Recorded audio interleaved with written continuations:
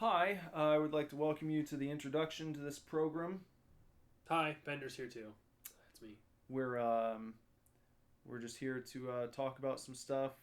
We stayed on just a few topics for a decent length. Shot right out of the gate with gender neutrality. Yeah. And me wearing women's clothing. Yeah.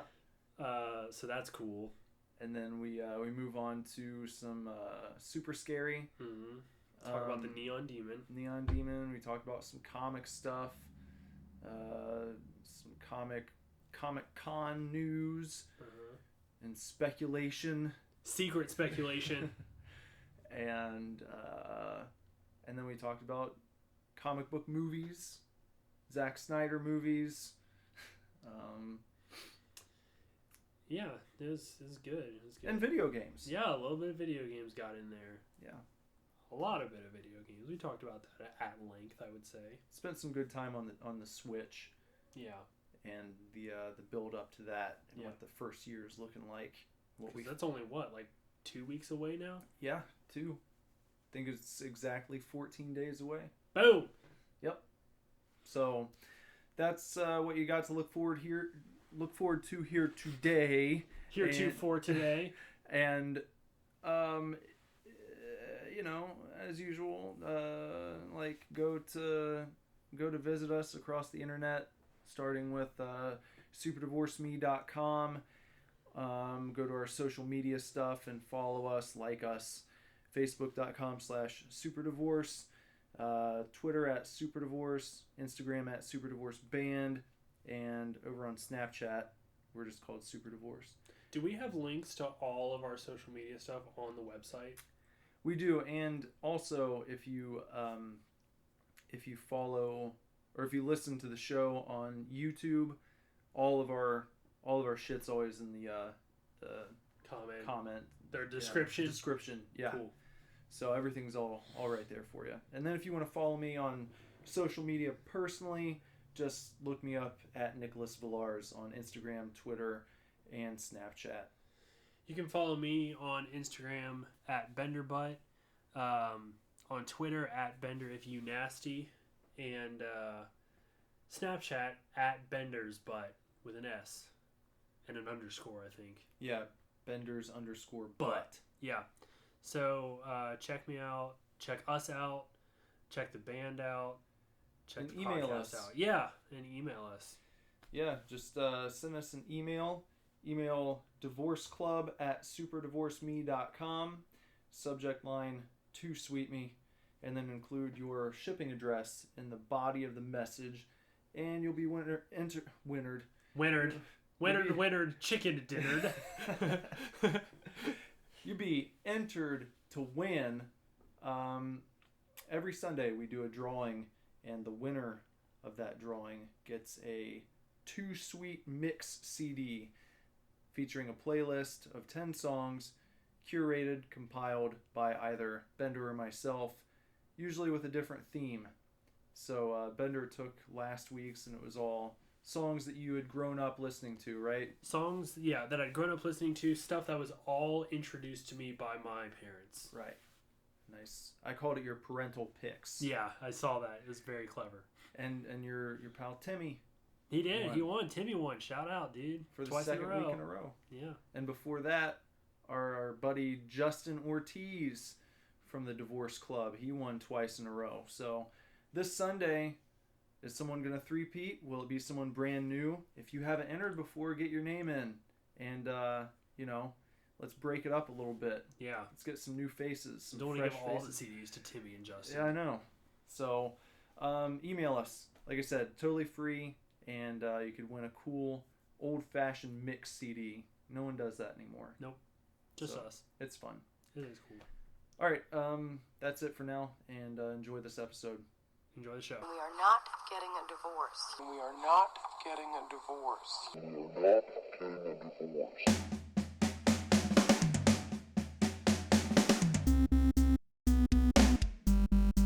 Hello, friends. Welcome to the Super Divorce Supercast. It's Nicholas here, along with Bender over here. Bender over there. What's up?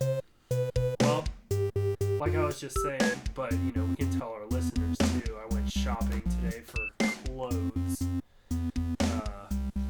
I went with our good friend Zam, or Stephanie, but you know, I hate that name. So went with my bestie Zam, and I needed to get pants for a father-daughter dance with my niece because her, well, soon to be, I guess, official stepdad. My sister's getting married on Saturday. Wow. Yeah, but he is going to be doing military things. He'll be deployed, I believe. So I'm taking her in his stead to the father-daughter dance, and I needed some new pants. And so I got those, but I also got a lovely pale pink shirt and an even lovelier pale pink denim jacket. And I'm so excited about it. That you're going to add to. I am. I'm going to, once I get some more patches, because I have some already, I'm going to try to collect everything I want to put on it first. And then I'm going to cut the sleeves off and make myself a nice pink denim vest. Which will be awesome. Yeah. I was, I feel like I was talking to Zam about this, which I think is, you know, I mean, it's cool. She's bi and she has, you know, very open ideas about gender and all that kind of stuff. Mm-hmm. So, but I feel kind of like tiptoe about it because, like, I definitely identify as straight. Mm-hmm. However, recently, very recently, I have kind of dropped the whole construct of, like, what I should wear, Mm-hmm. you know? And so, you know, part of it, honestly, was inspired by watching a lot of RuPaul's Drag Race. Mm-hmm. Because watching all those guys on there, when they're not in drag, I was just like, I'd wear that. Yeah. I'd wear that. I'd wear that jacket. I'd wear those shorts, like, whatever. You know, and then I was also partly inspired by our good friend Doug. So I've kind of, like, begun to sort of drop the constructs of what is expected of me to wear, and that's why I bought a pale pink denim jacket. Well, you know, people, they can wear what they want to. You know what, honestly, in that whole arena, I find interesting, I guess, is, like, our generation seems to think that that's new. That there's something new about it. Right. But I mean, people have been doing this for years, and I guess maybe it's like you've got less of a chance of being discriminated against now. Right. You know, I think people are more open than they used to be. But, like, you know, just look back at especially, like, rock stars of the 70s Absolutely. and 80s. It's like that was, like, the thing to do. All they did was wear spandex and frilly jackets and Yeah. headbands and teased hair and, teased and hair, makeup. That's all they did. Yeah. So I don't think, you know, there's nothing to be afraid of with it. It's just wear what you want to. I don't think it has to. Yeah. And I will admit that maybe I've had, like, a subconscious fear of it. Mm-hmm. Just sort of like I feel like I've always at least been able to look at, like, women's clothes and be like, I like that. Yeah. You know? And maybe there was a time where I was like, I wish I knew somebody that wore that or dressed this way. Yeah. Because I like this style. I like the way these clothes look, you know?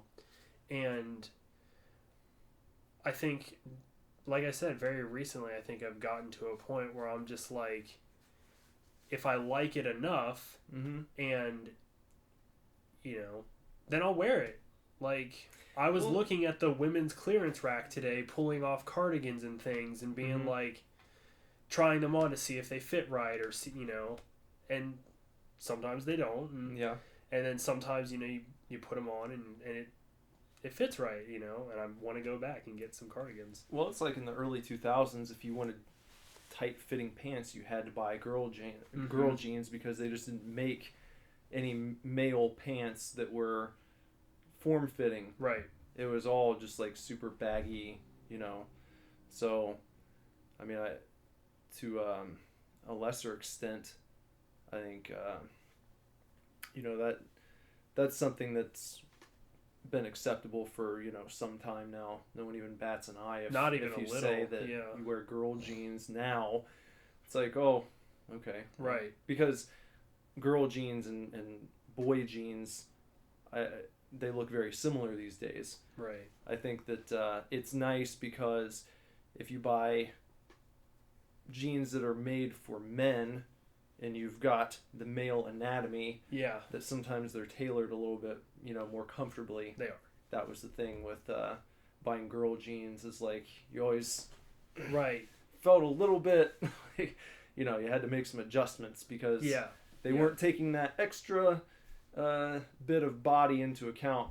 Right. So, yeah. So it's nice though. But it feels, you know, like what I think I'm trying to be sensitive about Mm-hmm. is that, like, I don't feel that I identify as like a different gender, Mm-hmm. or even like non-gender, or all of the dozens of, forgive me people, Tumblr genders. Yeah. You know, I still feel like I'm a straight dude. Like, Yeah. I just identify that way, but I like women's clothes, some women's clothes. And so, but I just don't want to like offend somebody that Mhm. does, you know, identify a certain way. You know, I don't want to like say too much, but our friend Doug, Yeah. and how he identifies and the way he likes to dress, and he's wonderful and excellent, but like in a situation I just want to be sort of touchy about it because I don't want to like offend his sense of self. Mhm. Or I don't want to portray that I'm like trying to stomp on, well, you can just wear women's clothes and be a straight man, like how come you have to identify blah blah blah some other way. Well, So you don't have to, but I think that I feel like people might be making problems for people who are like you, where you just want to be a dude who wears whatever. there was a pale blue leather jacket in the women's section, and I was like, God, if they had a size big enough for me, I would fucking wear that. Yeah, you wear what looks cool, Yeah, what you like. yeah, You know, I feel like whatever you wear is, you know, it doesn't have to be connected to gender. right. It doesn't have to be this big to do. I mean, if you want to make that proclamation as well, then that's fine. But I feel like you know, it doesn't have to be a social you know, any big social Construct type deal. Just wear whatever, you know. If you want to identify a certain way, that's cool too. Whoever's listening, Yeah, I really don't give a shit, you know. It's just like I see someone wearing something and I assume that's what they like to wear. right. It doesn't make any difference to me. But I know there are still people out there who probably would, you know, have words for you if they saw you wearing something girly, you know. And, Yeah, well, fuck them. whatever. Who cares? So the point is, Nick and I are going to go shopping soon. At Forever 21, it sounds like. Because Forever 21 is having a big sale till the end of the month on their clearance stuff.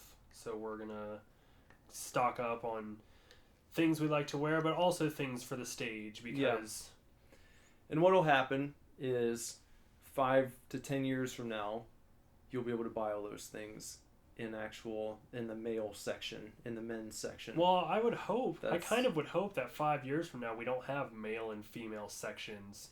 Well, would we be- need those. You think? We do. Yeah, Like I said, there's a difference. There You're is. tailoring that is true. Yeah. clothing to particular, you know, Body types. Because the Yeah. shoulders in female clothing sometimes, like if I'm buying something in the women's section, I have to buy probably 2 sizes up. Mm-hmm. I wear like a large, even an extra large, Yeah. because the shoulders are tighter.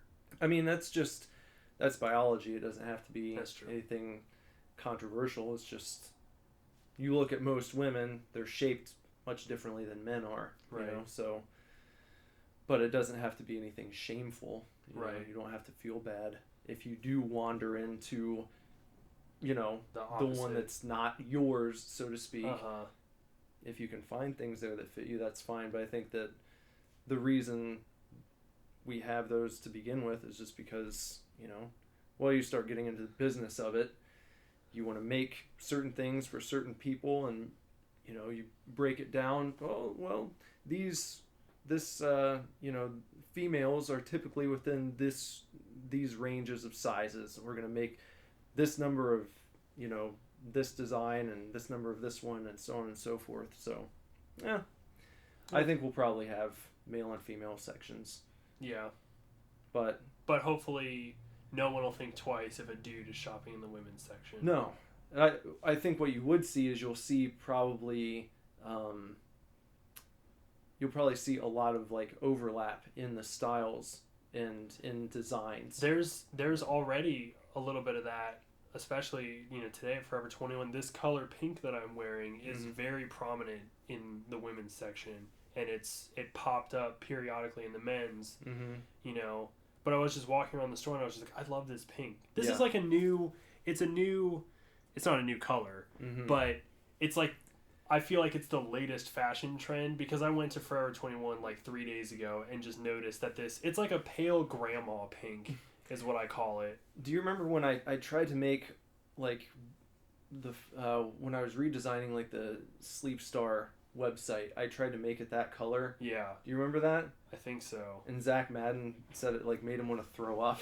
So it's like, I like this. It's like, I do too. It's like this weird, I mean, honestly, people, just think about like a pink tchotchke that your grandma has. That's what color it is. Slightly, it's like a washed out salmon color. Yeah.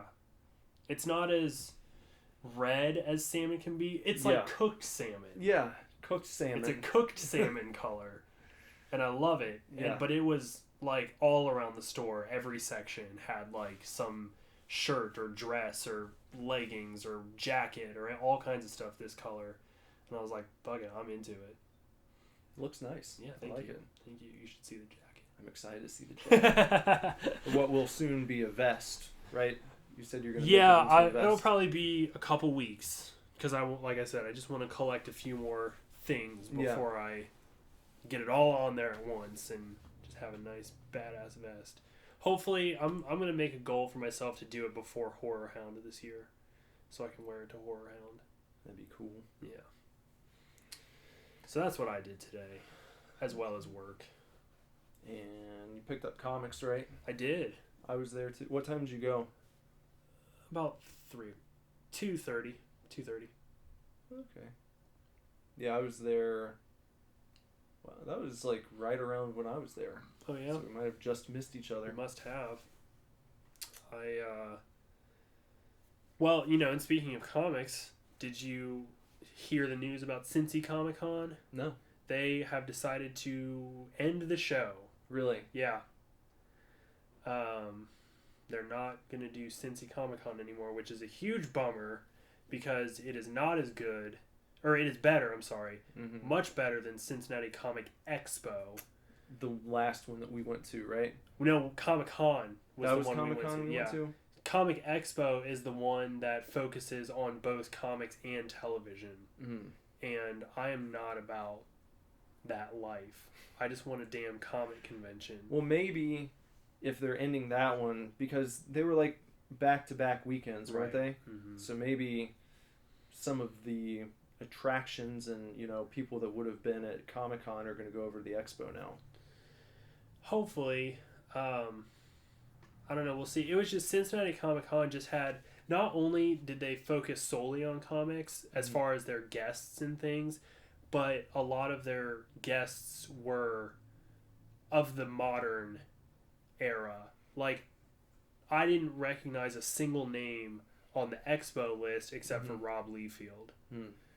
But, when you look at the Comic Con list, it was all lots of image creators, lots of new faces at Marvel, young kind of up and coming, well, very successful, but sort of the new gods of comics, So I'm pretty disappointed about that. It was a good show, but I guess Tom was saying they've made some decisions in the past that have kind of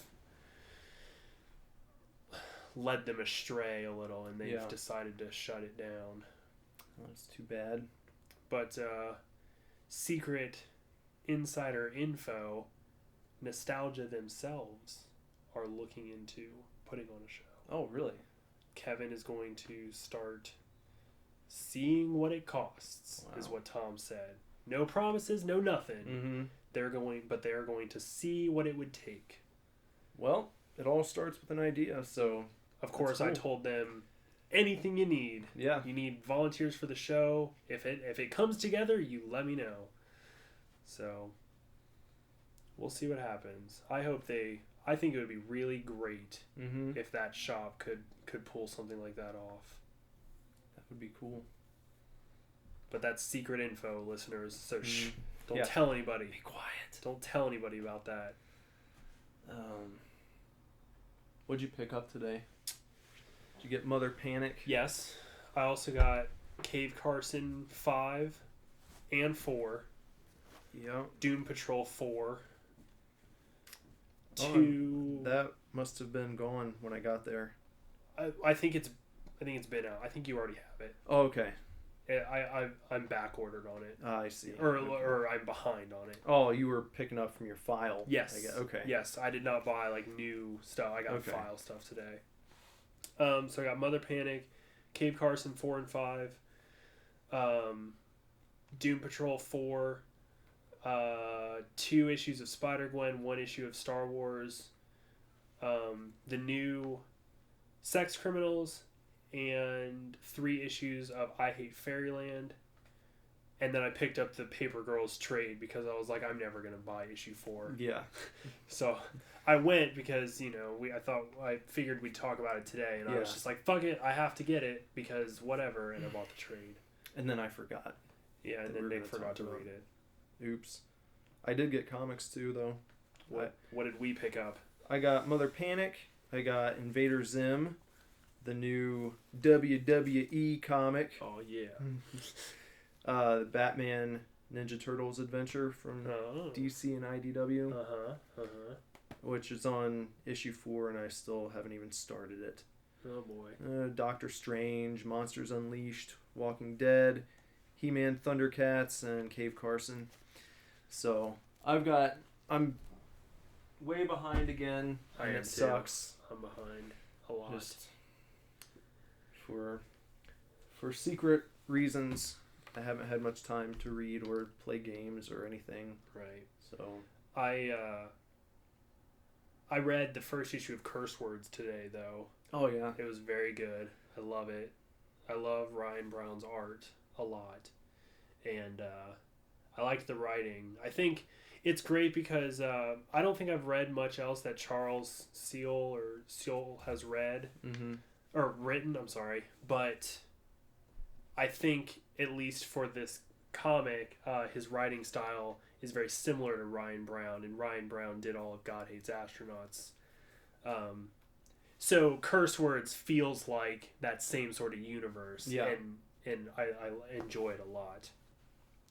They're going to be doing some sort of van tour for Curse Words to different comic shops, and I'm keeping an eye on their Twitters, hoping that they stop somewhere near us to go out and meet them. That'd be cool. Cool to meet those guys. Get the or meet We've what's met his name Ryan again? Brown. Yeah, meet him. Charles Seal would be nice to meet. It'd be cool. Get his John Hancock on the Preview. issue. Yeah, That'd be neat. that would be very cool. Very fortunate. A fortunate item to own, I think. Mhm. Yeah. So, this is kind of a segue, but I thought of the really glittery cover, the variant for issue 1 of With Curse his Words. cat? Yeah. Simon, yeah. And then thinking of glittery, sparkly things makes me think of Neon Demon, which Yeah, we were going to talk about last week, and then, we did our Valentine's episode. right. So, thought we could segue into a little super scary. Super scary time. Woo! We're going to talk about the Neon Demon from, what was his name? Nicholas Winding Refn. Yeah. This is his fourth movie. I think fourth American movie. I believe he has made a few in like Switzerland or wherever he's from. And everyone, of course, probably Fifth. Bronson, Drive, Valhalla Rising, Only God Forgives, Neon Demon. Fifth. Okay. So, I feel like the most popular is Drive. Yes. Everyone has seen Drive. Most. Except for Lindsay. She still hasn't seen it? Hasn't seen Drive. I don't know what's wrong with her. Yeah. I like Drive. I will say off the bat, I preferred it to Neon Demon. Neon Demon just felt like, I mean, I told you, I thought it was cool to look at, but the way that it unfolded, I felt like I wanted a bigger ending, and like the story, it builds and builds and builds. You know, it's got this really eerie tone, and you know, it does a good job of kind of, you know, leading you along throughout the movie. You're always wondering like what's about to happen, and it's, you know, it's kind of dealing with a girl who goes out to LA, and she's kind of an aspiring model, and very innocent, kind of fish out of water at the beginning, especially compared to like the crowd that she's running around with. These just like cutthroat, horrible, cunty models that, you know, just fucking, just they seem like they're trying to succeed at all costs, but they have like no humanity left at all. Right. You know, and so she's trying to climb the ladder and make her way, and as she starts to gain some success, these girls become very jealous of her.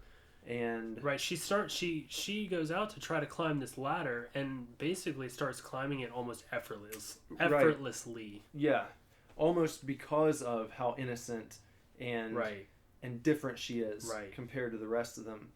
And in their eyes, they see her as just like, she's a fucking noob. Why aren't you choosing me for these jobs? You right. know, and that type of thing. And she's getting the work because of who she is, because she's different, because she's new, because she's fresh. Yeah. You know, because she's natural. She has no plastic surgery or anything. Yeah.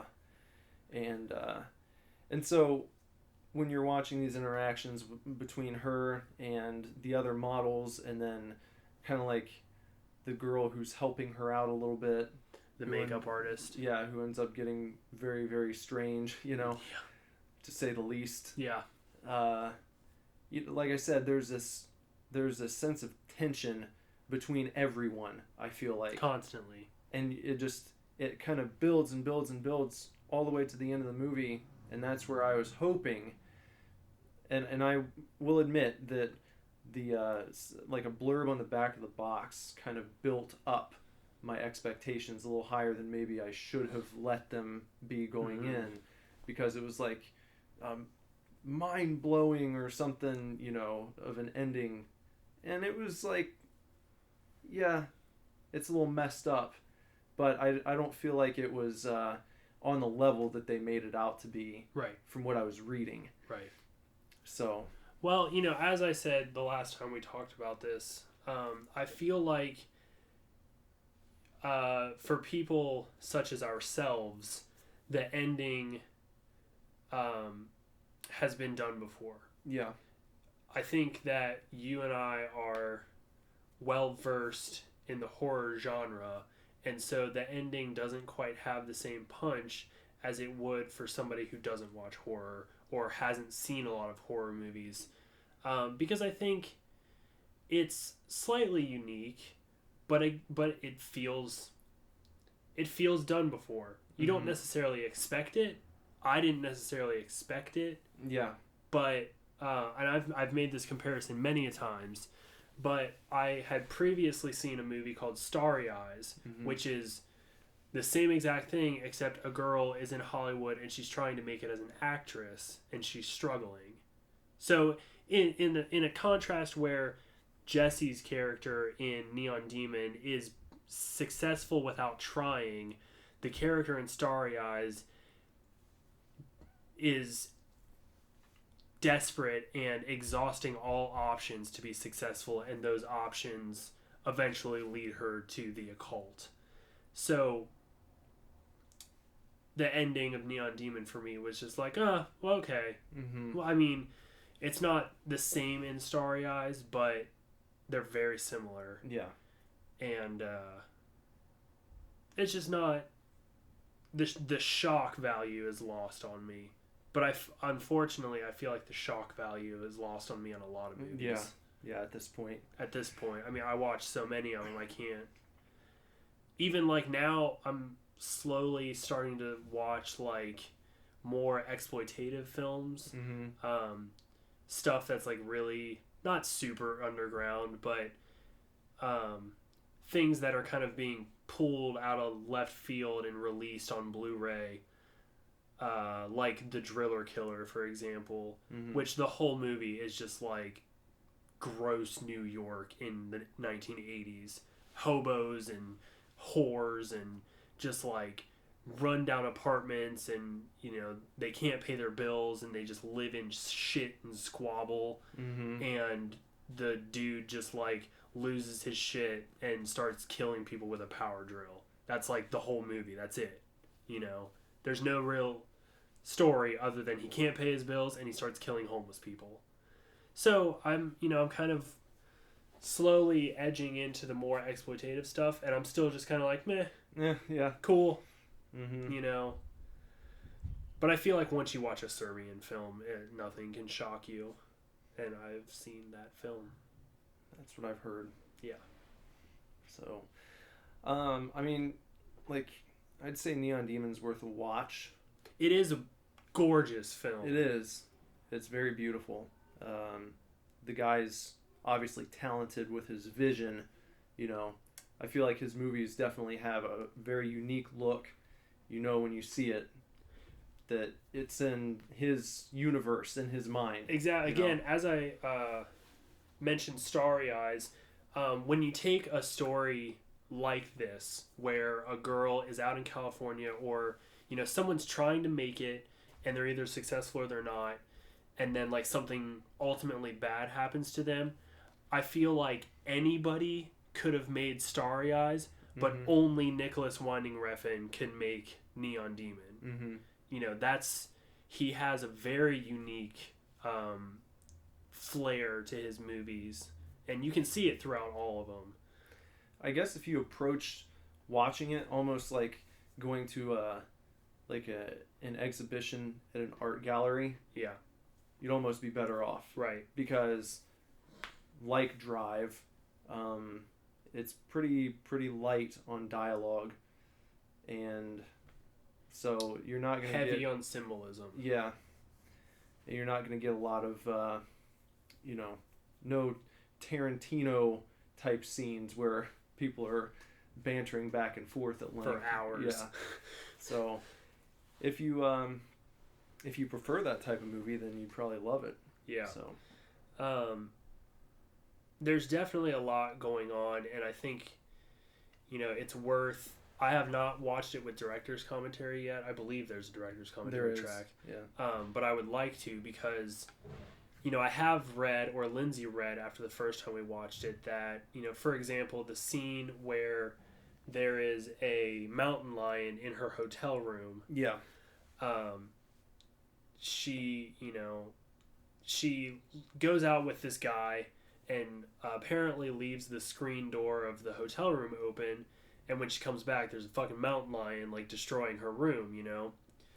And that scene, the reason all of that happens, the scene is supposed to symbolize that she is sort of unaware of the dangers surrounding her, and she has unintentionally opened herself to letting that danger affect her. Yeah. You know? And you don't really get that watching it. It's kind of one of those movies that, like, you have to, it needs to be explained to you. Yeah. Because I am an astute moviegoer, not as astute as you, but even still, I think it's you probably notice more upon reflection if you were to go back through, and maybe quiz yourself even. Right. There's a meaning whenever there's blue lighting and whenever there's red lighting. Yeah. He did that purposefully, and you can tell on the runway. Yeah. The runway scene is very cerebral. It's trippy, but it's very purposeful because she's walking on the runway and it goes from blue to red. Mm-hmm. And then later in the house, I believe her name was Ruby, the makeup artist. Later in Ruby's house, when she's running through the house, the light changes from blue to red. And it's all purposeful. It's intentional. Yeah. So I don't know. It's a really good movie. On second viewing, because I watched it last night, I was a little less interested. I think it's a great a wonderful first viewing. Well, like I said, so much of it for me when I was watching it felt like a build. Right. And if you know what the payoff is, then I feel like that part of it's kind of taken away when you go back and watch it again. So that might be why it affects a repeat viewing in that way, because, well, like any movie with a twist or a tension that builds to a payoff of any sort, then you see it coming and that part of the viewing experience is gone for you. So it was pretty good though. Yeah, it's a good movie. It's worth a watch, like most things that we watch.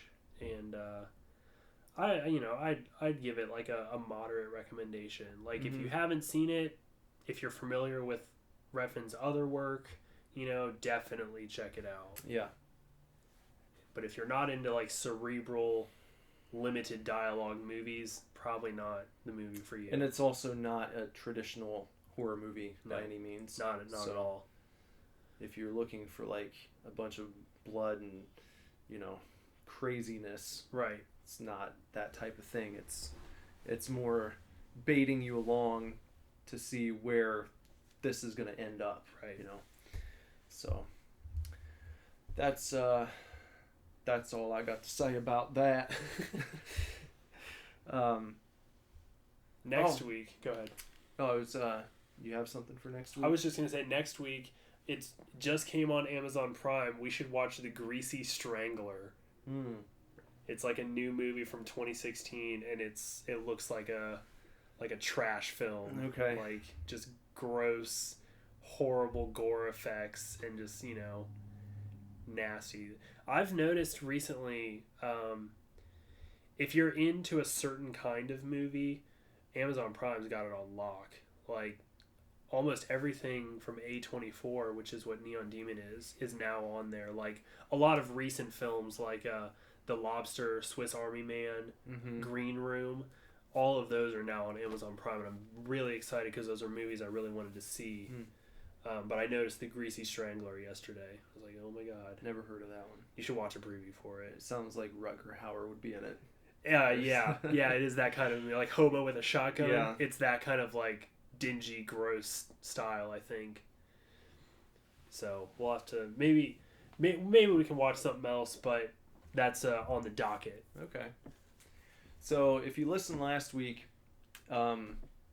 we were talking a little bit about how Bender was going to attend his very first wrestling event. Yeah. And that ended up not happening. No. Because of Bender's work. Yeah. And he got called in. And I would just like to ask you how your day at work went. Your boss, didn't he say some shit like after you got there, like, oh, thanks, because I had plans? Yeah, I got there. My boss called me Saturday night. And, shame on him and my coworker because she called off to go. Now it sounds bad, but I'm telling you it's not. Her mother, who is actually her grandmother, she's raised by her grandparents. So her mother was in the hospital and was sick. She called on her way to Lima, not even, hey, can I have the day? She called on her way to Lima, like, my mom's sick, I'm I'm not going to be there tomorrow. So then I get the call.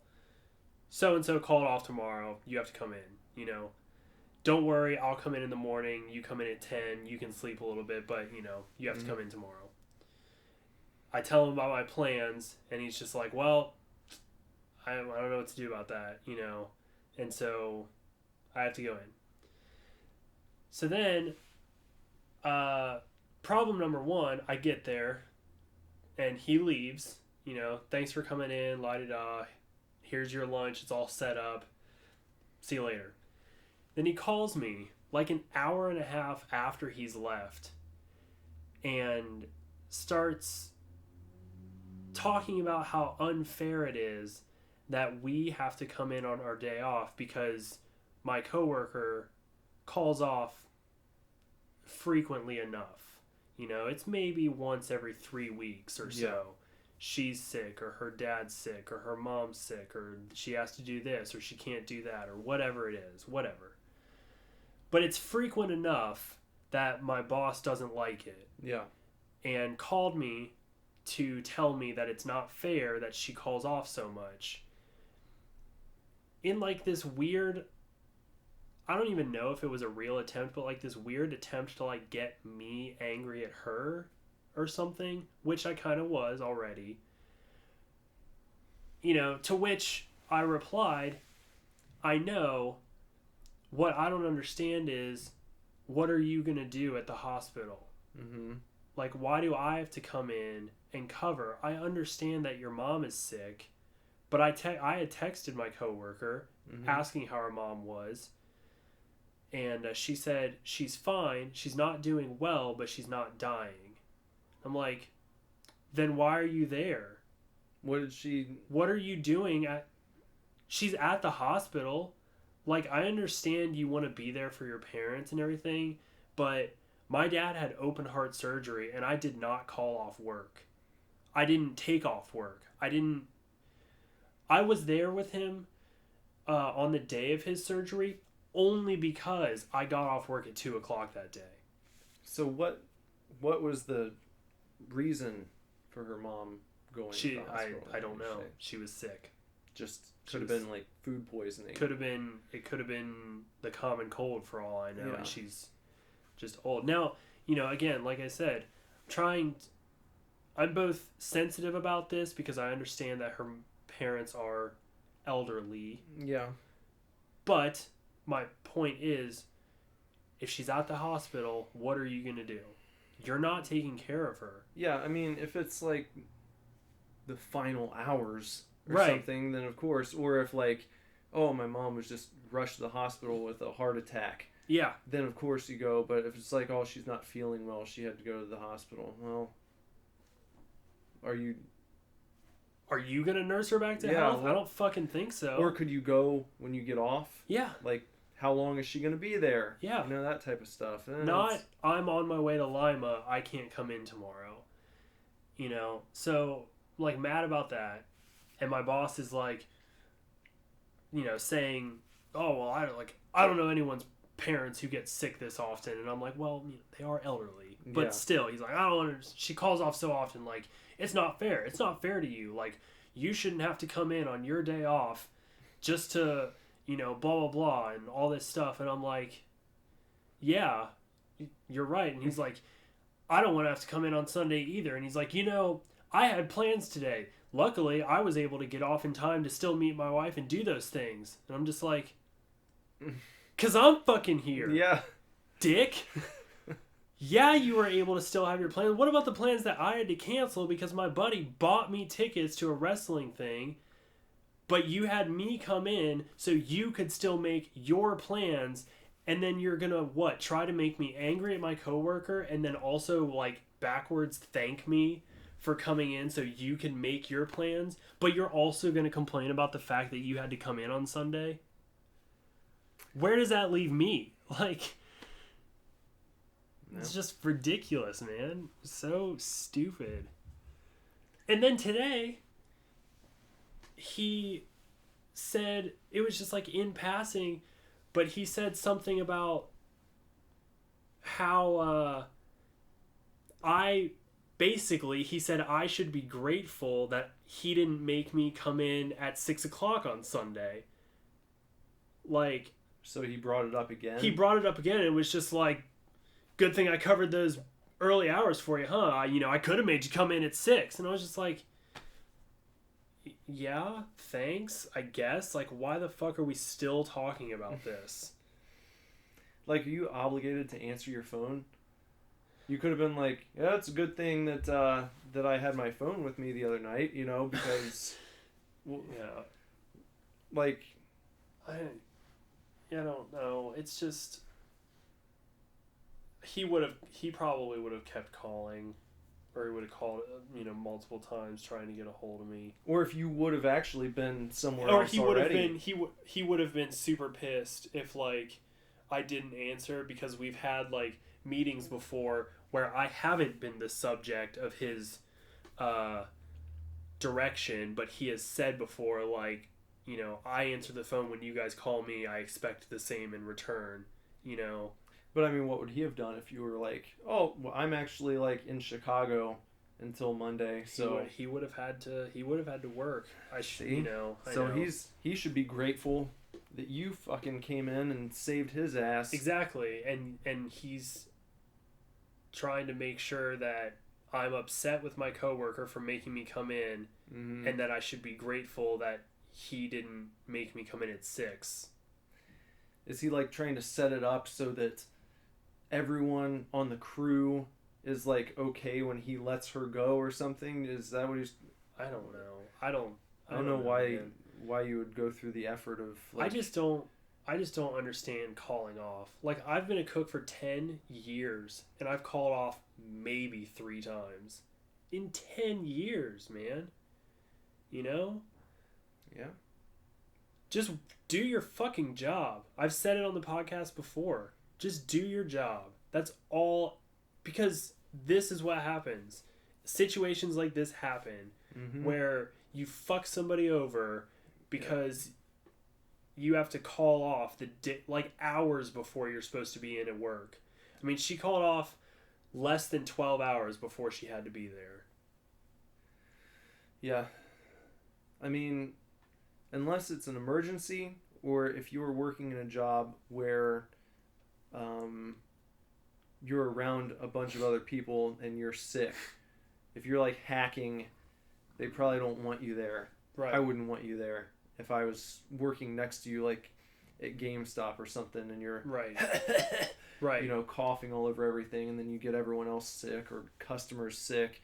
But for the most part, yeah, I don't feel real well today, I'm just gonna call off.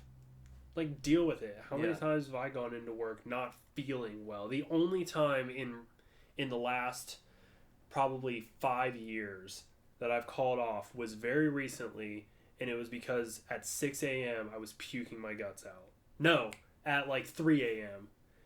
And I was waking up like every hour and a half and throwing up. I had a 24-hour stomach virus, and I called my boss at like 3 o'clock in the morning or something, and I was just like, I can't do it, man. I'm sorry, I can't do it. Yeah. And luckily he knew, because I haven't called off the entire year and a half he's been there. But then my, the other manager, the dining room manager, and we're pretty close because she's been there a while. Both her and my boss were like, he's fucking sick because he's never called off ever, and I got, technically, I should have been off for 72 hours because I was throwing up, but I was back in at work the next day. Still kind of felt like crap. Luckily, I got better by Wednesday. It was a Monday, Tuesday, Wednesday. I felt better by Wednesday. Yeah. Like, much, much better, because it really was a 24-hour thing. But I was back in at work on Tuesday, because that's what you have to do. If you have a job, that's why they hired you. You have to do your job. So, hopefully the next Ring of Honor that rolls through, Yeah. next time Ring of Honor rolls through, I'll just be like, I'm sorry, I'm out of town. Yeah. You know? Yeah. It was fun though. We had a good time. Good. I saw you met the Young Bucks. Yep, met the Young Bucks, met Cody Rhodes. That was pretty neat.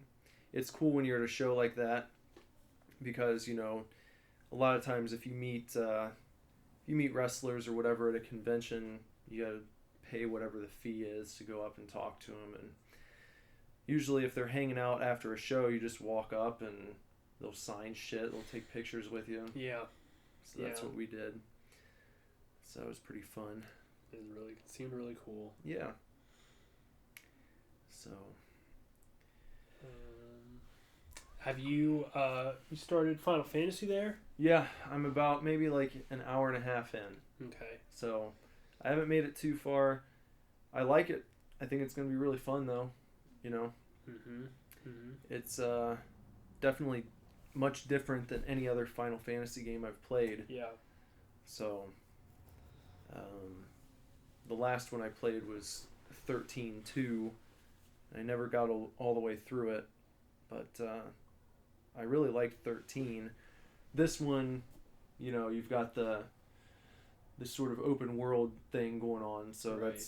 that adds a different flavor to it. A lot of people criticize 13 for being too linear, you know, a lot of corridors to run down and shit like that, and which is always funny to me because everyone loves Final Fantasy VII, and that one's very, very linear. Yeah. You know, so I don't know. Well, But I think it'll be fun. I'm looking forward to playing more of it. I haven't touched it. How far are you? Maybe about the same. Like 5 hours, maybe. 5 hours. But I did a lot of side quests because I'm an idiot. Mm-hmm. You know. Yeah. So, what was like the last thing you did? The last thing I did was I had to take a delivery to like a nearby gas station or like some sort of convenience mart, something like that. Yeah, you're definitely like right at the beginning still. Yeah, very, very. You have to take like a package to a hotel or something like that. It's like something the next like town that. over. Yeah. The chick at the first gas station gives it to you. Yeah. Mm-hmm. Yeah. You're still real early. You haven't even made it to the sea yet. No. But that was like a week ago. I haven't touched it since. So. Man, I've been home alone since Monday evening. Mm-hmm. No games. I have like no motivation to play games right now. I'm gonna get a Switch, and I think it'll be cool, but You'll be able to like take it to work though, so that's kind of cool. Yeah, I'm also kind of just like, I'm gonna play it. I'm a little miffed that like I'm getting Zelda right off the bat. Mostly I'm getting that for Lindsay. I'm looking forward to Super Mario. Mm-hmm. That I think I'll really play because I enjoy the games geared at the younger audience. Mm-hmm. The last game I actually beat, I think, was the new Ratchet and Clank game, and it was so fun. It was nice and short. It was level based. It was fun. Platformer shooter. Maybe you should play Knack. Did you ever play that? I've played demos. I wasn't really into it. Mm-hmm. That one was like too simple for you. Too simple, yeah. Ratchet and Clank was like a platformer, but it was some levels were non-linear. Like it was just sort of an open. You only had a certain like area you could traverse, but it was open. You had to like find things, you know. I saw they're making a sequel to Knack. Knack 2? Yeah. Which I never would have guessed that they would make another one. It didn't seem like it did that well. No. I did look, I watched videos for that ukulele game. Yeah. Looks very similar to Banjo-Kazooie. Well, I think it's like the same team or something. And I loved Banjo-Kazooie when I was a kid, but I gotta be honest, I was watching the ukulele video and I was like, Didn't it look good? I have like this weird... I am like, if I'm gonna buy something on a PS4, I want it to reach a certain graphical par. Mm-hmm. And I felt like ukulele looked like an Xbox 360 game. Especially with the type of style that it is, I felt like it could be so much more polished. and it just didn't look. There wasn't any dialogue in the trailer. There was no story establishment. Was it like an actual trailer or just like a? It was like a gameplay trailer. Like it was Yuka and Laylee, just sort of running around in various worlds doing various things. I was just wondering if it was like the final version of the game or if they're actually still working. Well, it on was the trailer that was attached to like the pre-order, tab on the PlayStation Store. Which, and like I know I know when we were on the 2016 podcast, you said I need to stop saying I'm not a gamer. For as casual of a gamer as I am, I still kind of have this sort of par. Like, if you're going to put something out on a PS4, there needs to be a certain level that it surpasses to even whet my appetite. Because I was looking through the store, looking for different games to play maybe and things like that. Any game that if I opened it and it was like a pixelated 2D side scroller, I was just like, you're not even trying. Like, a lot of games coming out for the Nintendo Switch, I read an article that was like one of those you just scroll through slideshow articles, and it was like the 50 best games coming out for the Nintendo Switch in its first year. Yeah. Like, over half of them were like 2D, either 2D RPGs, like head-to-head, like like Dissidia and just other things that... Well, a lot of those are like indie games, aren't they? Right. So... And I understand that. And even the ones I was looking at on the store, they were all indie games. Mm-hmm. But I was just like, where are the... I don't know, man. I was just like, I'm just not into it. Like, I'm not going to spend $20 on a game for my PlayStation 4 that's just like a pixelated side scroller. If I'm going to do that, like, it needs to be on Super Nintendo or Sega. Like, it feels right. That's when it feels good. I just can't, like... I don't know. I say that, and I played Broforce, which is a 2D pixel side-scrolling shooter, but it felt very much like Contra, and the graphics were clean. Yeah. It was well put together. The artwork was cool. They had full, like, animated cutscenes. And I was like, that's how you were a big fan of Resogun when the PS4 first came out. I still play that shit, man. So you're okay with games like that, right? Yeah, I mean... Oh, yeah, I know... But that game, I don't think could have been done on the 360. No, that's the thing. There is a definite differentiation between, like, Resogun on PS4 couldn't have been done on past-gen systems because of the amount of pixel blocks that explode when you blow up ships and the cities behind you are being destroyed, and, like, all of the stuff happening, the ship creator, like, there's a certain level that even 2D games can achieve. Yeah. And I just, like, if you don't reach that level, I'm like, I'm not going to play you because you're not on Super Nintendo. Well, look how smooth the Mario games are on the Wii U. Yeah. Those are still side-scrollers, but they look like they came out now.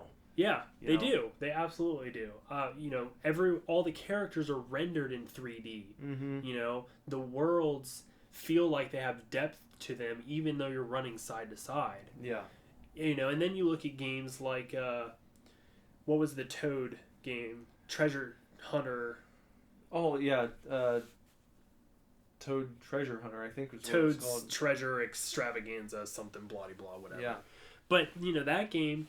You're in a 3D plane, but everything is very confined, Yeah. But it is gorgeous. Captain Toad's Treasure Hunt or something. Yeah. I don't even remember. But that game is gorgeous. Yeah. beautiful, like smooth 3D zoom characters. Yeah. See the little, the little map that you're on. Right. Yeah, it's a fun game. So and it looks great too. Yeah. That's what I expect.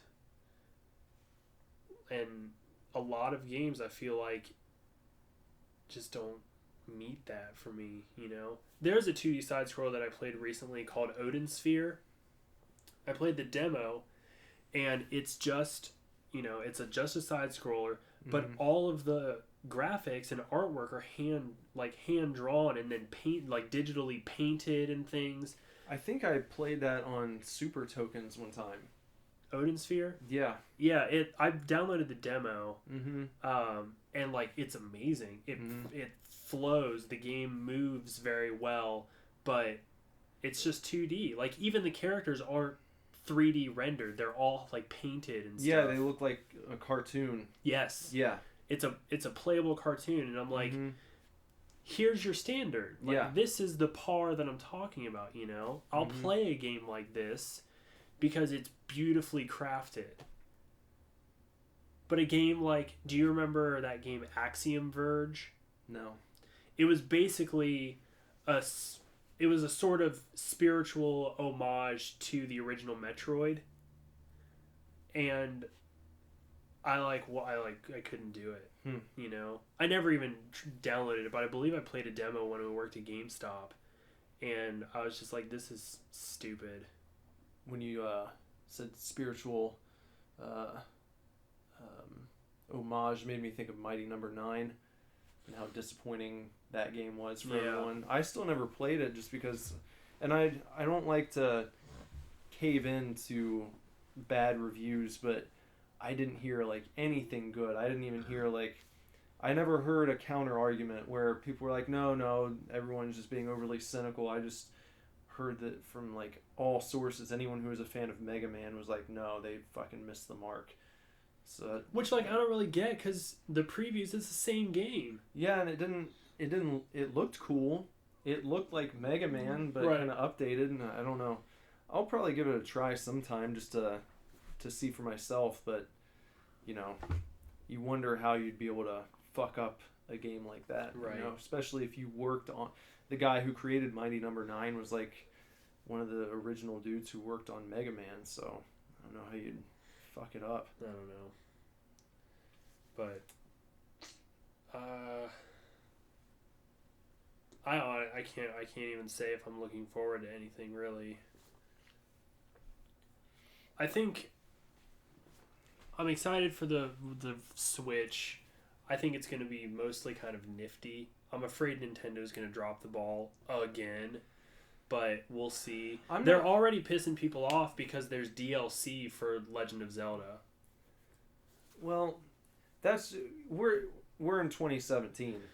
You gotta just fucking be ready for it at this point. I kind of agree with that, but a lot of people are being like, you're gonna release a Zelda game at launch, and it's not gonna be the complete game. Well, I haven't heard that it's not the complete game. Well, there will be more to tell. Yeah. I guess, Yeah, but I mean, that's just back in the day. We used to call them expansion packs. Yeah, that's true. So it doesn't mean they're releasing an unfinished product. I don't think Nintendo is going to do that. If anyone's going to do DLC right, it'll be Nintendo. Yeah. And if they do make you pay for anything, it'll be worth it, in my opinion. It is. They are going to make you pay for it. It's going to be cost monies. Well, it's cool. I bought the add-on packs for Mario Kart 8. I think it was worth it. Yeah. A bunch of new tracks and new characters, new cars. Because the original game, I paid full price for that, and I was happy with it. So if you offer me more shit that I can buy to add to it, it doesn't retroactively make me unhappy with the product I first bought. Right. I was still cool with what I got in the first place. And if they never would have given me anything else to purchase, I would have been okay. So then when you release new content, I feel like it's up to you if you want to have it or not. Right. No one's going to make you buy it. I'm sure whatever the game is, when Zelda launches, it'll feel complete. I don't think you're going to get to the end of it and feel like you missed out because you don't have the DLC yet. Right. So, well,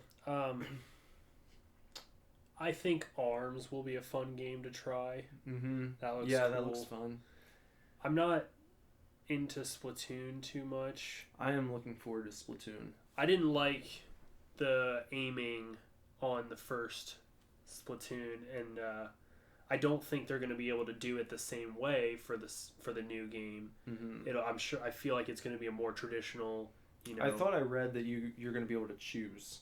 Can you? Yeah. See, if that's the case, then I'd probably be more into it, because I did not like having to move the whole controller to aim. So if that's the case, I might be more into it, because Splatoon looks fun. One thing I did want to mention about the Switch is, like, people who are bitching about the launch titles. It's like, look back at any game system that's come out and ask yourself if you can think of any, like, really memorable launch lineup. I mean, we might have talked about this before, but it's like Luigi's Mansion on the GameCube. Yeah, you get like maybe one or two if you're lucky. Mm-hmm. But when new consoles come out, typically it takes at least a year before you start seeing a nice flow of games you feel like you have to have. Because when the PS4 first came out, it was like, what did you have? The Order, and like no one fucking gives a shit about that game now. Like, that wasn't even like a straight launch title. No. It was a soon after. It was a near launch title. Mm-hmm. I can't name a launch title for PS4. Xbox One, you had like the Dead Rising 4 or 3. Yeah, and that Rome game, what was it called? Rise, yeah. Which it's like a bargain game now. Probably get it for $5 if you wanted to. Infamous Second Son was a launch title for both systems. Okay. They had day one editions. But the bottom line is, typically you don't have many classics coming out for your launch titles. Right. It's more like, here's kind of an idea of what this thing's going to be able to do. But 3 years from now, all these games are going to be awful. You know? I know. That's the, I'm holding on to hope with the Switch that, like, it's going to gain a lot of support. It's going to gain, first-party developer support. It's going to gain third-party developer support. And a lot of people are going to want to make games for it. I can't disagree that, like, the first year lineup is, like, pretty shoddy, it looks like, and that's just what's been announced. Maybe there will be more within the first year, but they don't need quantity here, because people are going to buy it just because there's a Zelda game and there's a Mario game. Yeah, and anyone who didn't spring for a Wii U is probably going to be excited to play Mario Kart 8 on a Switch. I'm still going to be excited. I will get Mario Kart. I'll buy it again. I don't care. If it's a good enough game, sure. Yeah. I'll buy it on another system. Hopefully we'll get a new Smash Bros. At some point. Yeah, I'm sure. Hopefully. I would love a new Metroid. That's the thing about Nintendo, is like, third-party support would be great, but I think they're already putting themselves in a better position than they did with the Wii U, because no one's confused about the status of this new system. No one thinks it's an add-on to the original Wii. New name, new sort of control scheme. You've got the whole pick it up and go wherever you want to type of deal. So they've done a good job hammering home the fact that it's a new system. Right. And, that I feel is already going to get more people interested, because we've talked about this working at GameStop. I don't know. No, you weren't working there when the Wii U came out, were you? Not when it came out. Okay. But yeah, I used to get people asking all the time, 6 months, a year after the Wii U launched. It was like, so that Wii U is just like an add-on? You just buy like that little tablet? I got it when I worked there. I had people, what's the Wii U? I don't understand. Yeah, is it just like that tablet? You put it with the Wii, and it's like, no, it's totally different. Right. That's how badly they bumbled the launch of that system. They could have totally fixed it by just calling it the Wii 2. Yeah, that's the funny all they thing. had to do. That's the funny thing. So, yeah. But I'm pretty sure pre-orders are sold out like everywhere. So, I'm glad I got one. Like, yeah. regardless of anything, I'm glad that I'm getting one. I'm still excited. I really don't know how much I'll play it until the new Mario comes out. And I don't think that's till like fall, which kind of sucks. ARMS comes out before then, and hopefully, that'll be fun enough. Still can't find one of the NES minis. Really? Yeah. When I went to GameStop last week to pay on my Switch, I asked if they had any. The guy was like, "Oh, we got like 5 in 2 weeks ago, and they were gone within like an hour." Jesus. I was like, "Still, gee, what are they doing?" I know. They not like making money. They should have flooded the market with those things because people still would have. They would have bought the shit. I out of know. them. I don't get it. I should be getting my Popcorn Blu-ray in the mail tomorrow. Either tomorrow or Saturday, but it got shipped yesterday, I think, or Monday, and they said expected delivery was 2 days, which is pretty awesome. You should describe Popcorn real quick. Popcorn. I ordered this Blu-ray from Synapse, which we've mentioned before, but it's a company similar to Scream Factory and Arrow. And this movie Popcorn is a sort of like slasher 50s homage type deal from 1991. And it's been sort of, I guess you could say, lost for a while. It's, limited VHS release, limited DVD release. And Synapse got the rights to it finally with the help of my good friend Christy. And they announced the title was coming to Blu-ray 3 years ago. And every so often you'd hear like, oh, they're still working on it, or they're doing this. And, at one point my friend Christy posted some pictures of her in LA, getting like behind the scenes of like, the production, and like seeing production stills and seeing props and things that were from the movie. So there were just like small updates every now and then, but there was never a real announcement until finally, probably 2 months ago, they announced the official release date for the movie was March 3rd, I believe, or something like that. And they put up pre-orders for the Steelbook, the 2-disc Steelbook edition, and I pre-ordered it because my friend Christy had worked on it, and I was really doing it for her because she loves the movie so much. And ever since I've heard her talking about it, I've been so intrigued to see it. And I'm finally gonna get it here soonish. And I'm pretty pumped.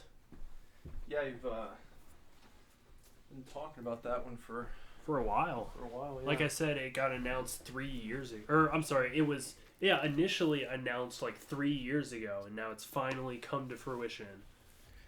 If you're out there and you're looking to add to your Blu-ray collection, might I suggest that you stop by your local Walmart. Have you been to Walmart recently? I bought Sinister 2 and Abattoir there the other day. I was just there last night, and they moved like, it looked like it fucking like 50% of their Blu-ray stock into those huge tubs. The $7 bins? $5. $5? It was like $5.95. So I like, not all these two are like full price. Yeah. I got Yoga Hosers and Bleed for But this. even Yoga Hosers is only like $15, isn't it? It was actually, I think it was only like $12.99. That's right. Yeah. For the Blu-ray. Yeah. Yeah. Blu-ray DVD combo. But I got Godzilla, Slapshot, Army of Darkness, Breakfast Club, Strange Brew, and Gremlins, all for like fucking basically like $6 a piece. That's awesome. Can't pass that up. FYE is doing a buy 2 get 1 for $1 on used Blu-rays and DVDs right now. And, you know, in the past, I've been very fickle about buying used things. Yeah. But because Blu-ray discs are so durable, it's less of a concern, you know, now. So, you probably saw on Instagram, but I posted, like, I bought, like, 7 movies. 2 of those were from Half Price Books. Like, 3 of them were from, FYE and the deal, and then 3 of them were from buybacks, which, again, buybacks is, every day is, like, buy 3, get 1 free. Yeah. And everything I bought was, like, under $7. So, it's awesome. It's really awesome. I'm, like, looking forward to getting paid again to try to take advantage of the used sale. I know for a while you were kind of bummed out because you seemed like you had lost the spark of going and buying movies. Oh, I had. Yeah. It wasn't that I had lost the spark, it's that it was replaced with comics for a long time, you know? And I was hit with, like, a stint of video games when I was working at GameStop, 1, and 2, ended up finally getting a PS4. Yeah. But always in the back of my mind, I wish I could buy horror movies more. I wish I could buy movies more often. And luckily, Super Scary, and then a newfound love of film in my friend Aria, and then obviously us bonding a lot over movies has really skyrocketed my obsession again. And especially now that I'm into buying Blu-rays, so I'm very much about, like, if I see something that I already have on DVD, I'm slowly starting to replace things. Yeah. It'll take for fucking ever if I actually want to replace everything, but just in time for 4K Blu-rays to start coming out, and then it's going to be knocking down the price of everything else, though. Yeah. So, I don't even, Blu-rays are, like, gorgeous already. Yeah, I'm not, like, super concerned about, like, getting the 4K stuff. Plus, they're like, good. I scoff at paying $35 for a 4K Blu-ray of a movie that just came out, but I won't scoff about buying a restored Arrow movie for $35, but which is silly, but I don't need to. A lot of Arrow stuff is scanned in 4K anyways. Some of it is, some of it's in 2K, but which is still great. Yeah, it's not 1080p. Yeah, I've been keeping movies on in the background when I've been working. Mm-hmm. It's kind of reinvigorated me as far as, like, actually making it a point to watch stuff. Yeah. Been watching more movies lately. Even if I'm working on music, I'll turn the sound off, obviously, so I'm not distracted, but it's cool to have stuff on just to set the mood a little bit. So I watched the other night the original My Bloody Valentine and the original The Hills Have Eyes back to back. I picked up My Bloody Valentine for like $4 at buybacks, which is pretty cool. And I watched that Arrow release of The Hills Have Eyes. Mm-hmm. My Bloody Valentine original is better than the remake, and the Hills Have Eyes remake is better than the original, in my opinion.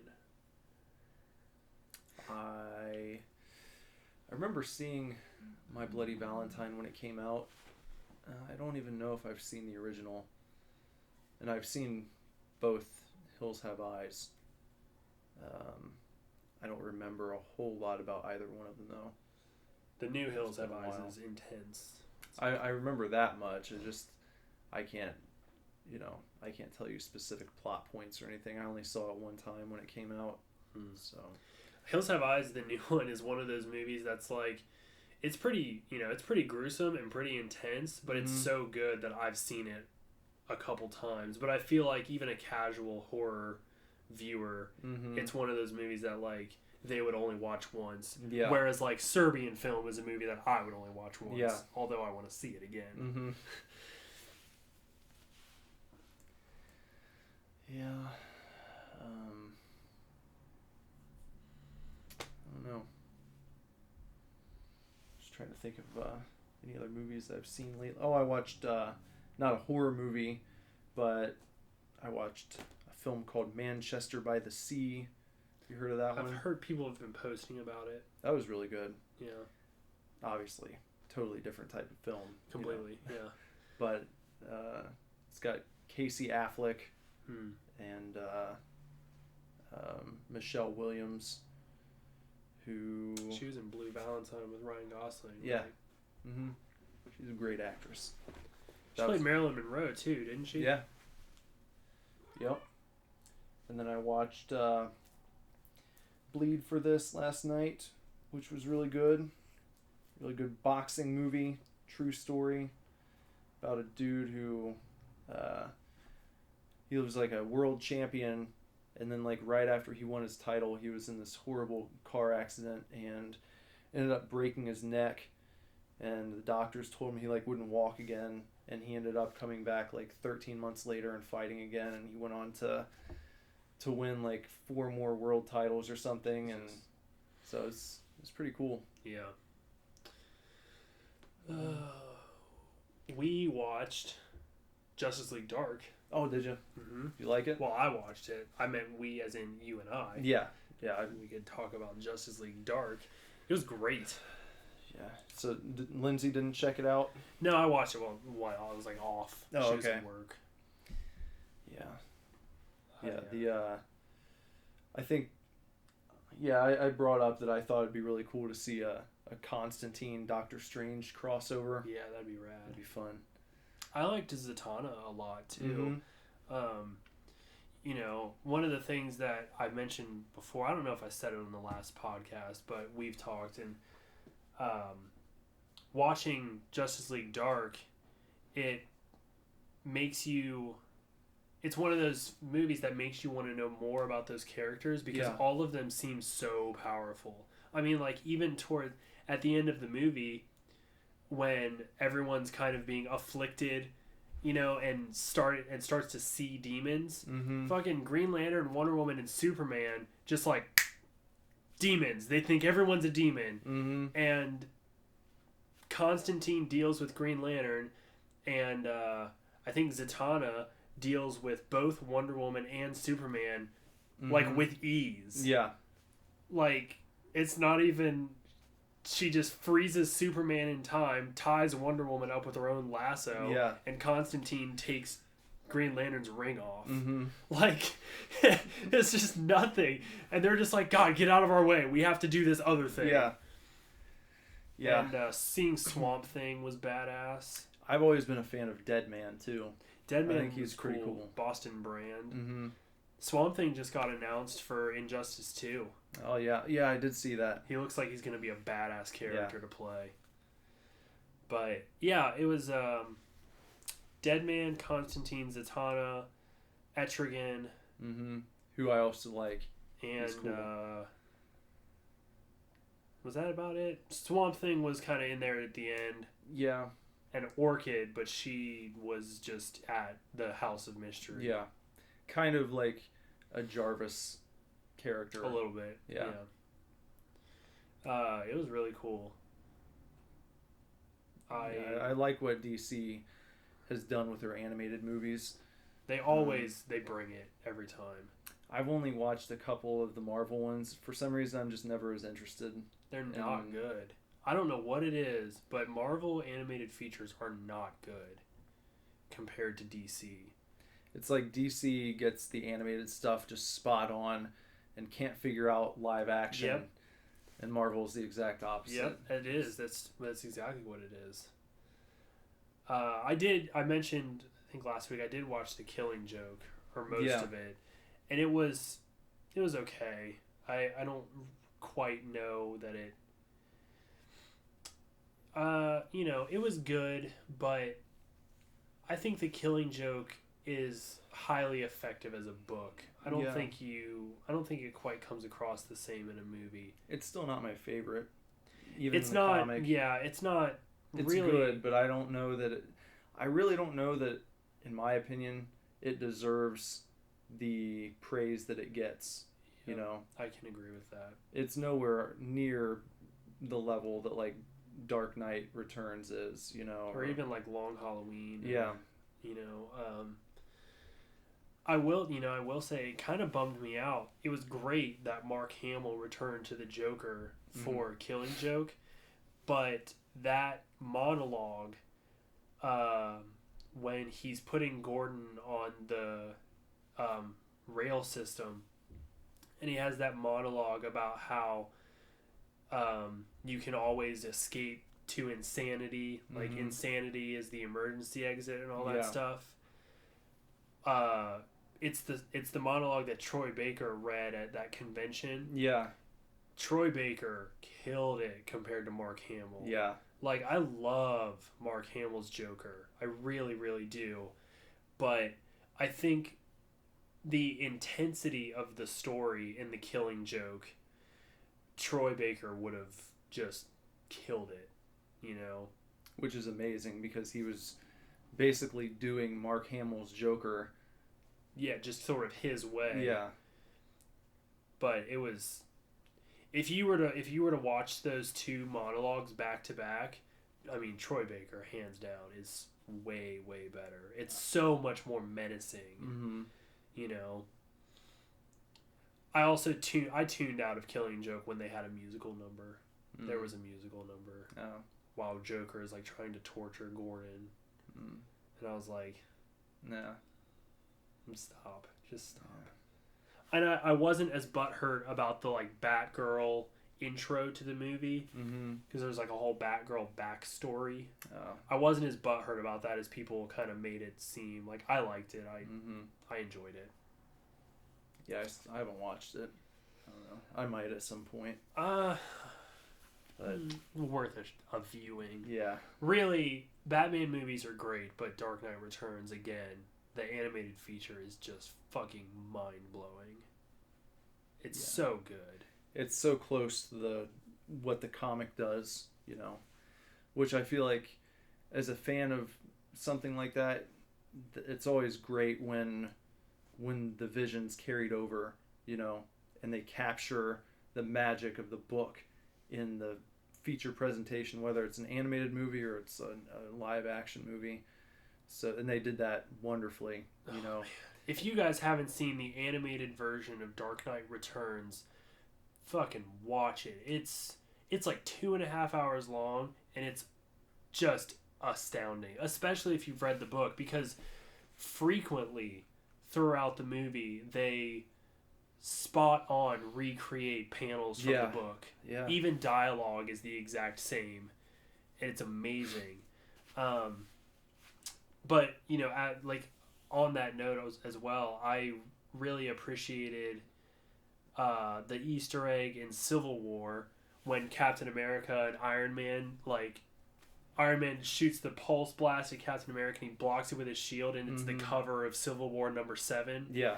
You know, and the camera's like panning and it slows down. I was like, yeah, I see you, Marvel. I see you. Yeah.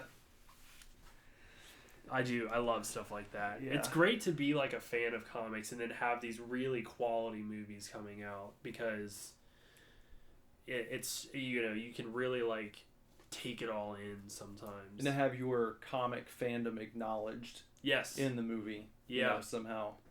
With Easter eggs that you notice and things like that. Yeah. I'm very excited for Wonder Woman, which I'm worried about because I'm always excited for DC movies and then they suck. Yeah.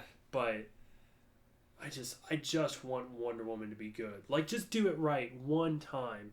And if you're gonna do it right, do it with Wonder Woman, because Gal Gadot is playing her perfectly. Mm-hmm.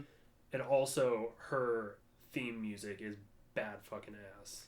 I think that one will be good, possibly great, and then I think the Affleck standalone Batman movie is going to be really good. That's shaky.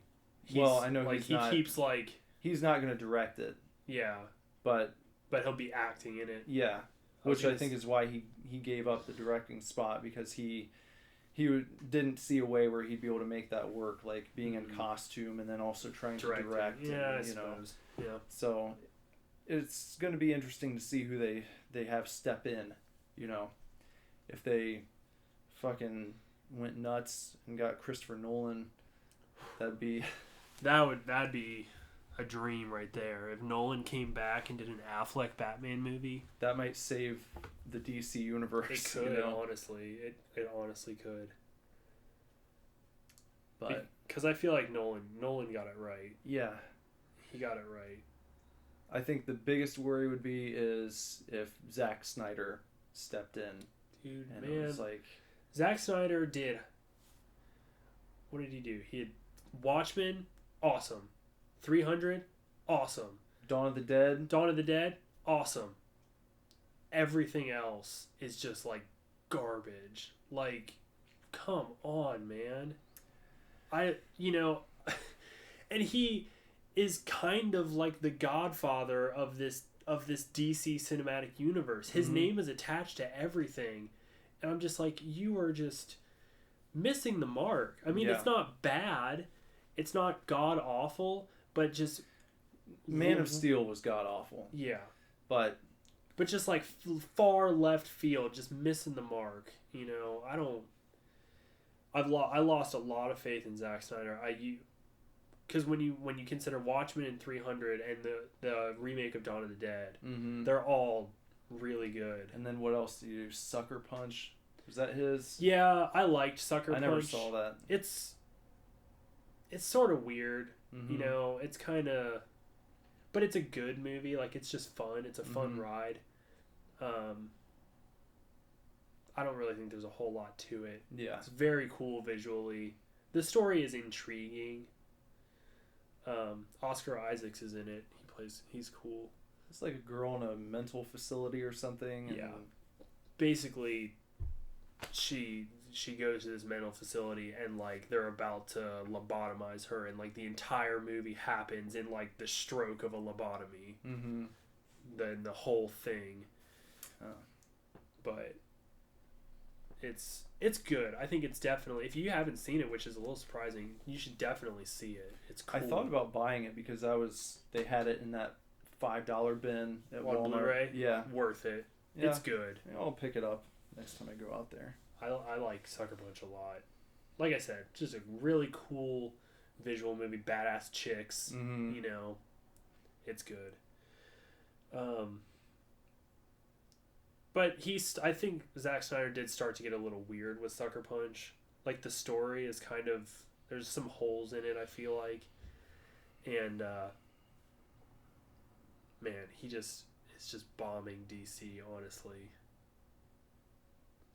Though I was not a total hater on Batman versus Superman. No, you weren't. So... I think I would enjoy it a second time around more. Yeah. But my first viewing, I didn't hate it as much as I didn't like Man of Steel. But I was like, okay, you're like getting there.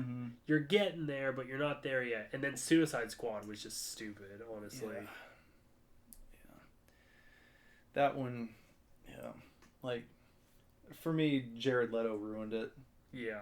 I thought pretty much everyone else did a decent job. I really do think Margot Robbie nailed Harley Quinn. I think she nailed Harley Quinn. I don't know. I honestly don't know enough about the other characters to say whether or not. I'm just saying, like, the way that they hit me while watching it, like, I thought they were entertaining. Yeah. For the most part, the other characters. Diablo was cool. I thought Enchantress was really cool, even though she, like, is the villain. Yeah. I don't know. It was just a mess. It was a mess. Like, there were editing problems, and that's what really bothers me with DC is that their editing is just not good. It's always Tarantino edited, where it's like out of timeline and out of this, and it jumps all over the place. And I'm like, comic books don't jump all over the place. No, not typically, and if they do, they give you a nice, usually a box to let you know, all right, we're in a different place now, you know, which was what really just killed Man of Steel for me a lot of times, were the cuts that made no sense, hard cuts from one scene to another where it just like felt unfinished. Yeah. You know, like the last scene wasn't over, but you're somewhere else now, and there's no explanation, and messy. Messy and cluttered. That's a good way to describe DC's movies right now. Right. Yeah. Hopefully they start to get their footing with Wonder Woman, because it looks coherent. Mm-hmm. It looks like a straightforward story, and I really think Gal Gadot is like she's killing it with that character. Spot on casting. Well, I wish them the best. Mm-hmm. And in the meantime, we'll look forward to Guardians of the Galaxy 2. Yeah. Did you see the little teaser video for Avengers Infinity War? There's like a there's a little teaser. It's no actual footage, but they've started filming. They started filming in like January. But there's just one little part of the trailer, because most of it is like Kevin Feige and other Marvel execs talking about the movie. But there's one little like 15-second snippet where Chris Pratt, Robert Downey Jr., and the new Spider-Man, I can't remember his name. Yeah, I know who you're talking about, but I can't think of his name either. Yeah, the three of them are standing on a set together, and Chris Pratt's just like, yeah, you know, we're here at whatever studio it is. I think it's the same studio they shoot Star Wars at. And he's like, yeah, we're here, you know, we're getting started, like, it's going to be really cool. And then Robert Downey Jr. is just like, it's going to be, you know, 6 months of fun. Like, this is such a great group and everything, and I'm really excited to, like, get going. And then Spider-Man is like, I remember going to see the first Avengers movie in theaters with one of my buddies. He's like, I never thought I'd be... He's British as fuck, by the way. Oh, is he? Yeah. Because he says best mates. Like, remember going to see the first Avengers Infinity with one of my best mates or whatever. I can't do a British accent. But he's like, I never thought I'd be in an Avengers movie, let alone playing Spider-Man in an Avengers movie. And I was just like, those three characters are next to each other. Yeah. Star-Lord, Spider-Man, and Iron Man are standing next to each other on a set shooting a movie. And then, like, you know, they were panning across storyboards and things like that. Mm-hmm. And it was like... everybody, man. Yeah. Like, every Marvel character they've introduced so far is gonna be in this movie. It's fucking nuts. Like, at the least, I don't even care if the movie sucks. It's gonna be a fanboy dream. Yeah. You just imagine, like, all the scenes, like the, you know, 2-page spreads. That's like what I'm picturing. Wow. Yeah.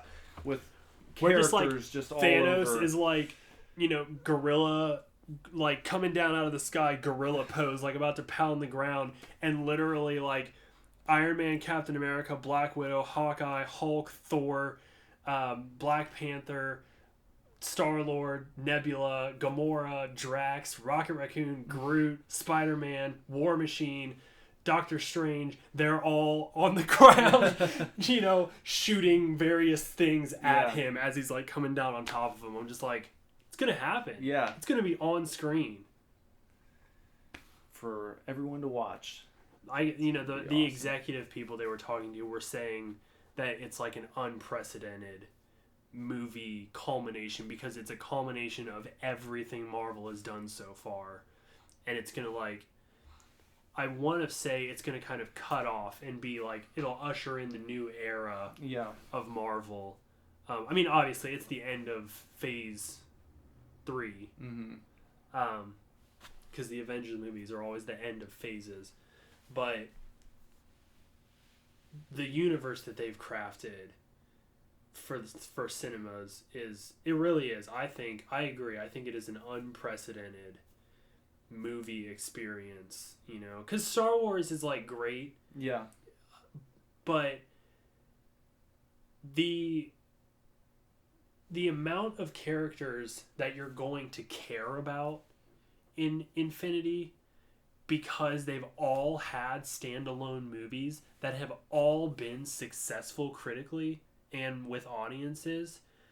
So the amount of people, well, not everybody, but like Black Widow and Hawkeye, although they deserve them, But the amount of characters that you are going into this movie emotionally invested in because you've seen them triumph over all this stuff. You've seen them defeated here. You've seen them do this in this movie. Like, I don't care. I care about Star Wars, but I don't have that strong of a connection with that many characters in the Star Wars movies, you know? That's where they blow DC away. They've taken the time to do that. Yeah. DC tried to skip all of that, which has been crucial to Marvel's success, you know, it sucks. It makes me wish they would have just taken their time the same way, you know. But they tried to play catch up. Yeah. And you can't just play catch up like that, you know, because you get watching Civil War, knowing that Ant-Man has a solo film. Yeah. Just seeing him in Civil War, I was like, I want to watch his solo film now. Yeah. Because Paul Rudd's portrayal is great. Mm-hmm. His role is funny. Now I want to watch Ant-Man because I haven't seen it, you know. But, like, that's the kind of connection you make with these characters so easily because they're all so well acted. Yeah. It's just, I'm so excited for... Oh, also, I guess a buddy of mine told me that they have said that Infinity is going to be Captain Marvel's first movie. Oh. Which is going to be badass. So Brie Larson joining the fray as Captain Marvel. And then her solo movie will follow. But I think that's really kind of the first character so far to be introduced that will then get a standalone, other than Black Panther as well. Yeah. That's cool. I'm also really looking forward to Logan. Oh my god, yes. It's going to be so good. Man. It will... I don't see any way that it's not the best non-cinematic universe Marvel movie far. You know? Oh, yeah. I mean, the X-Men movies have been cool. I think Bryan Singer is kind of like the god of those movies.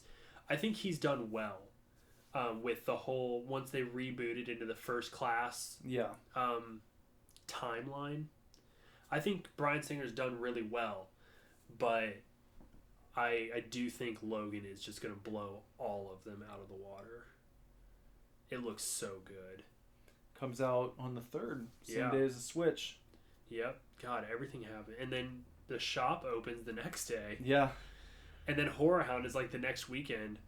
I'm telling you, man, everything is happening in March this year. Big March. Yep.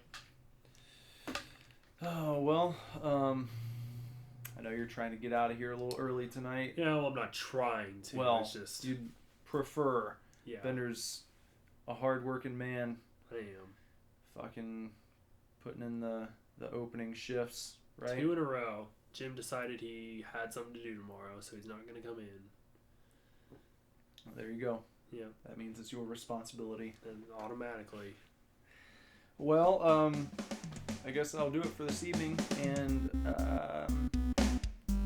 stay tuned for our little outro, and we'll see you next time. Yeah, bye guys.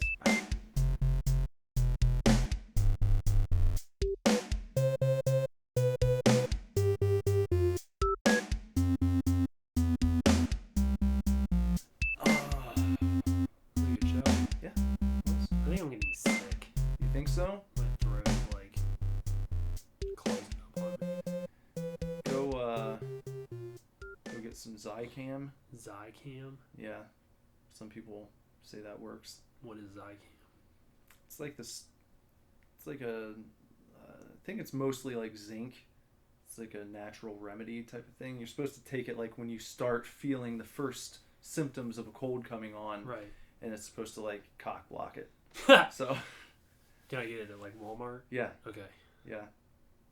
Is it a pill or a liquid? I think it comes in different forms. Okay. So whatever you're comfortable with. I'm gonna get it. You can try it. I'm gonna get Zycam. Yeah. Get some Zycam and then maybe like some oranges. Yep.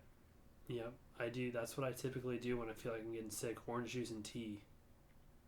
Can you hear it in my voice? Do I sound different? You do sound like hoarse. Something's coming on. Yeah. Alright, I'm gonna have to fight this fucking shit because I'm not getting sick.